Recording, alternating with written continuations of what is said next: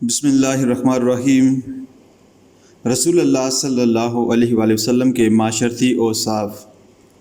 آپ صلی اللہ علیہ وآلہ وسلم کے اخلاق کریمانہ کا دوسرا پہلو حسن معاشرت ہے۔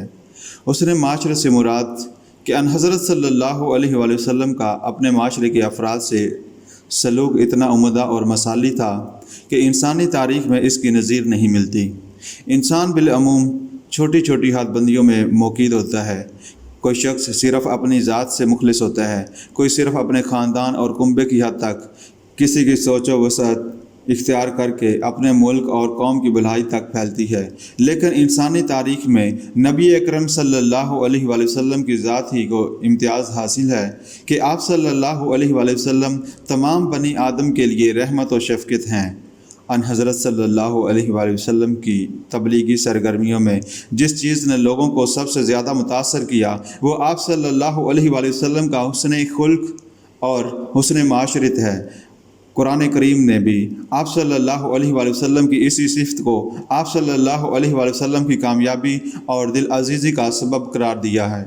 رسول اکرم صلی اللہ علیہ وآلہ وسلم کی معاشرتی زندگی اور حسن معاشرت کے چند خصائص اور اوصاف میں نمبر 1، خیرخواہی۔ آپ صلی اللہ علیہ وآلہ وسلم کے دل میں ہمیشہ دوسروں کی خیرخواہی کے جذبات موجزن رہتے۔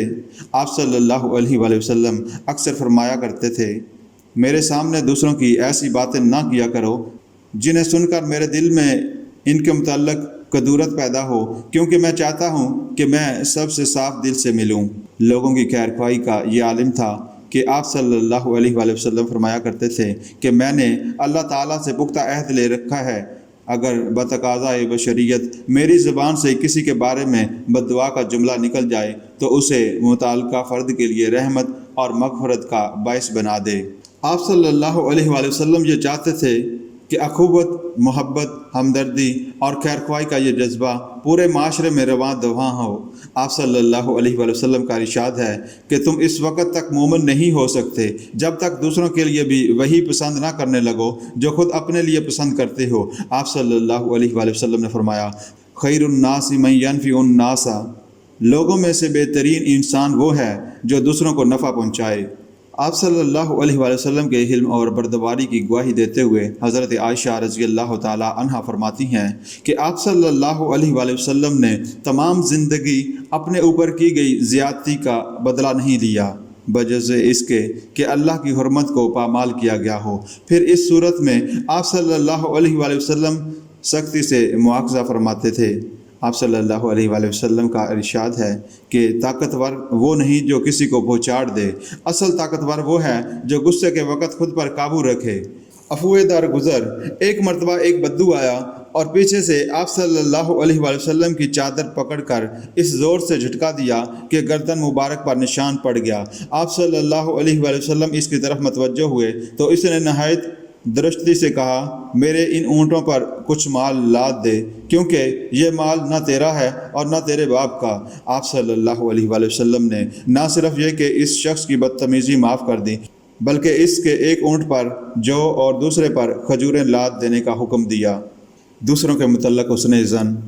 آپ صلی اللہ علیہ وآلہ وسلم ہمیشہ دوسروں کے متعلق حسن ظن یعنی اچھی رائے اور گمان رکھتے تھے۔ آپ صلی اللہ علیہ وآلہ وسلم کا ارشاد گرامی ہے، حسن ظن اچھی عادت ہے۔ اس کے ساتھ ہی آپ صلی اللہ علیہ وآلہ وسلم کا فرمان تھا کہ ان موقع سے بچو جن سے دوسروں کو بدگمانی کا موقع مل سکتا ہے۔ اس بنا پر آپ صلی اللہ علیہ وآلہ وسلم عورت کو تنہا سفر کرنے یا کسی اجنبی مرد کے ساتھ تنہائی میں بیٹھنے سے روکتے تھے۔ آپ صلی اللہ علیہ وآلہ وسلم خود بھی ایسے موقع سے بچتے۔ ایک مرتبہ شام کے وقت آپ صلی اللہ علیہ وآلہ وسلم اپنی زوجہ محترمہ سے محو گفتگو تھے کہ دو صحابہ اکرام رضی اللہ تعالیٰ عنہ وہاں سے تیز تیز قدم اٹھاتے ہوئے گزرے۔ آپ نے فرمایا، ٹھہر جاؤ، یہ میرے ساتھ میری بیوی صفیہ ہے۔ انہوں نے کہا، یا رسول اللہ صلی اللہ علیہ وآلہ وسلم، کیا آپ کے متعلق بھی کسی کو بدگمانی ہو سکتی ہے؟ فرمایا، شیطان انسان کی رگوں میں خون کی طرح دوڑتا ہے، کیا خبر وہ تمہیں میرے متعلق بدگمانی میں مبتلا کر دے۔ عہد کی پابندی۔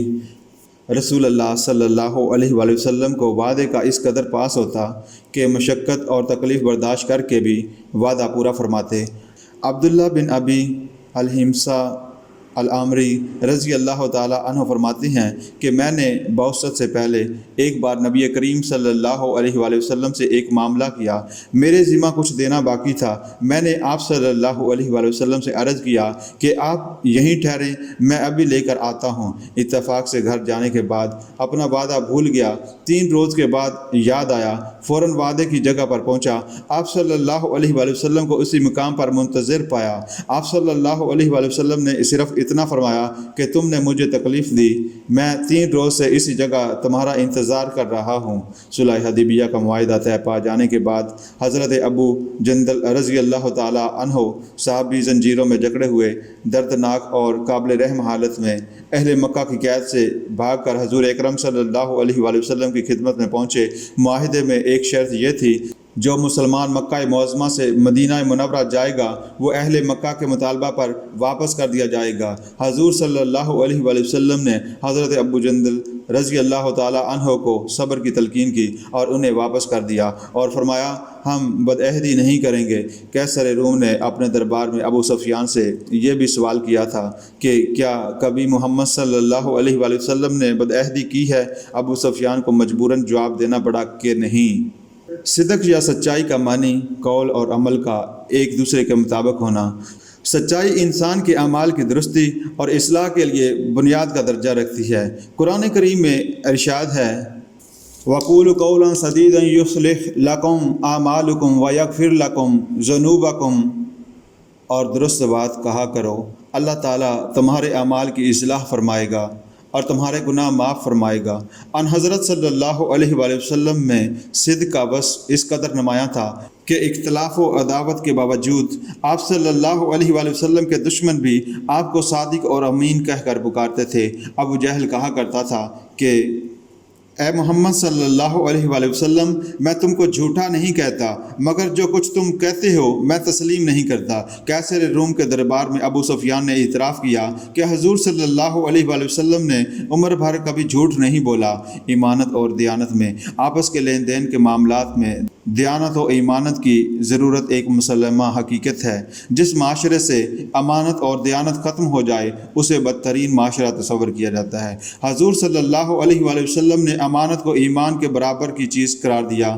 حدیث شریف میں ہے لا ایمان لمن لا امانتہ لہ، جس میں امانت نہیں اس میں ایمان نہیں۔ ایک حدیث مبارکہ میں حضور صلی اللہ علیہ وآلہ وسلم نے امانت میں ایک خیانت کو نفاق کی علامت قرار دیا۔